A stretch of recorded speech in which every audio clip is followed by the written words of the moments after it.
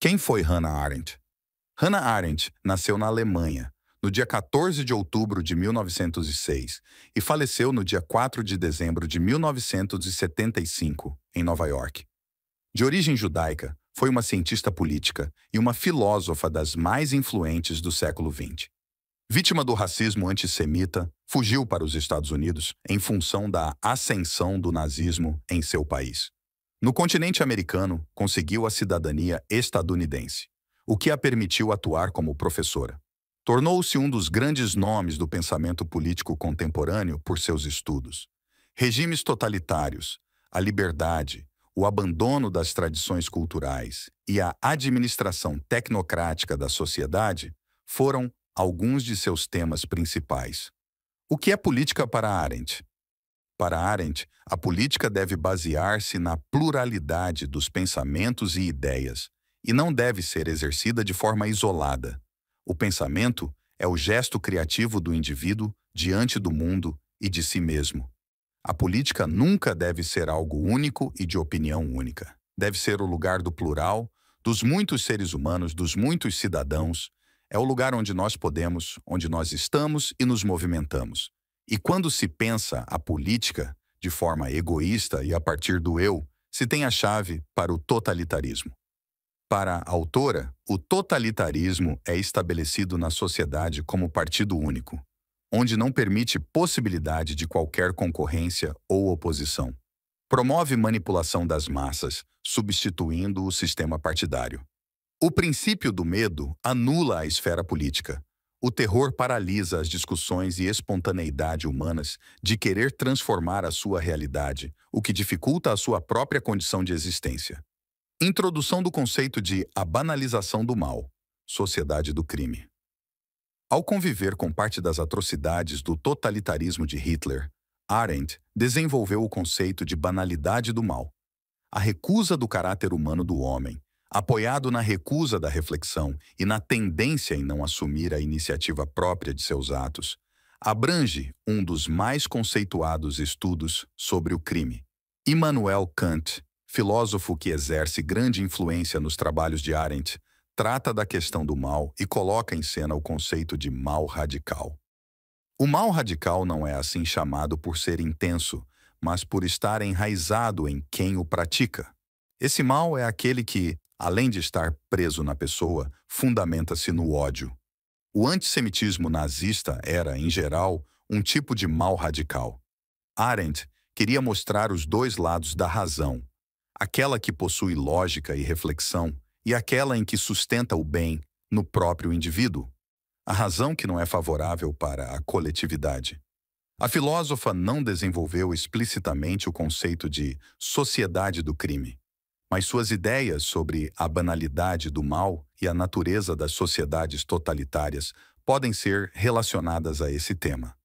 A ideia central é que o mal pode surgir não apenas de indivíduos monstruosos, mas também de estruturas sociais que permitem e até mesmo encorajam comportamentos antiéticos. A sociedade do crime é frequentemente caracterizada por uma falta de valores morais e uma distorção da noção de certo e errado. Nesse contexto, as pessoas podem priorizar ganhos pessoais sobre considerações éticas, levando a comportamentos criminosos e a uma cultura de impunidade.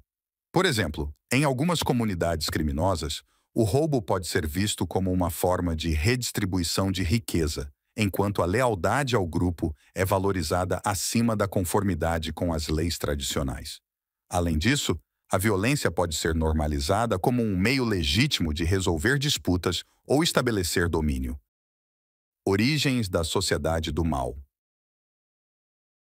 A sociedade do crime tem origens complexas, onde o ser humano se omite diante de injustiças e se desenvolve em ambientes onde há desigualdade socioeconômica, falhas no sistema de justiça e desestruturação familiar. Fatores como marginalização, exclusão social e influência de modelos criminosos também desempenham papéis significativos, como, por exemplo, disseminação de informações falsas, fake news, que podem levar à polarização e à desinformação, perda da confiança.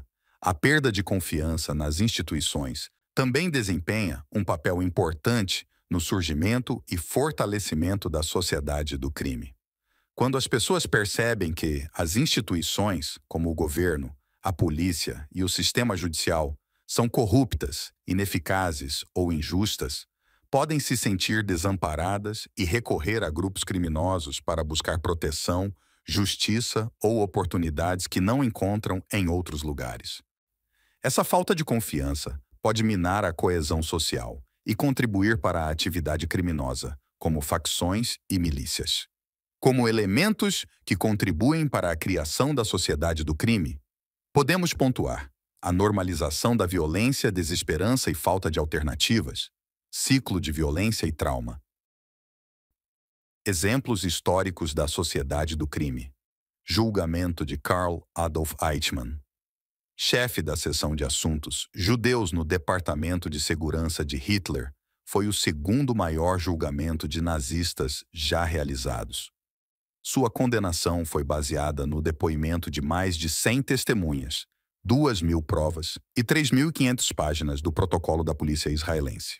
Eichmann foi condenado à morte. Ditadura militar de 1964. Foi o regime instaurado no Brasil em 1 de abril de 1964 e que durou até 15 de março de 1985, sob comando de sucessivos governos militares.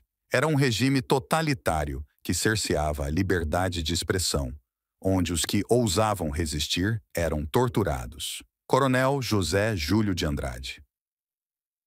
Com propriedades nos municípios de Almeirim e Porto de Mós, no estado do Pará, e nos municípios de Laranjal, do Jari e Mazagão, no estado do Amapá, praticava o coronelismo, através de uma personalidade amistosa, mas ao mesmo tempo tirana, governando com mão de ferro a produção de suas terras e as pessoas que ali trabalhavam.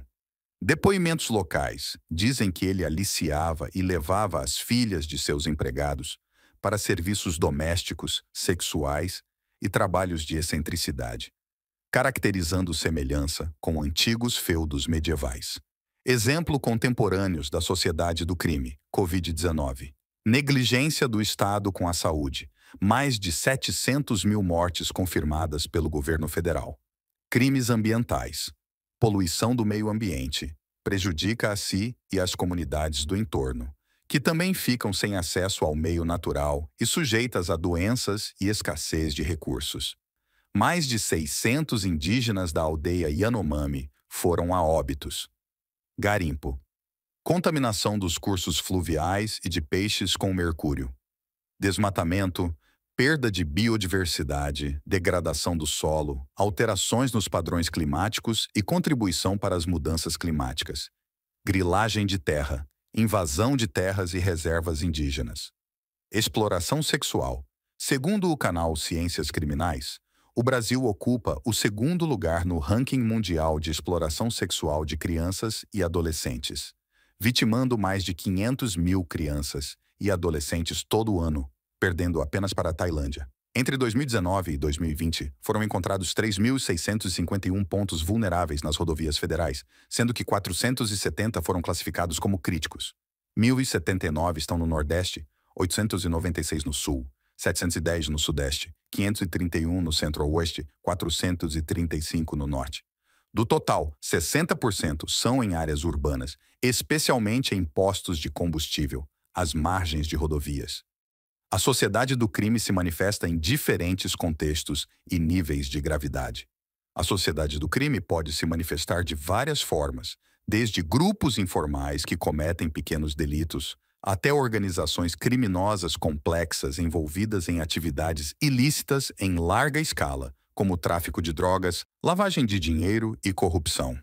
Ela pode existir em níveis locais, regionais e internacionais, influenciando e afetando diferentes aspectos da sociedade, como economia, política e segurança pública, cultura da impunidade e desrespeito às leis.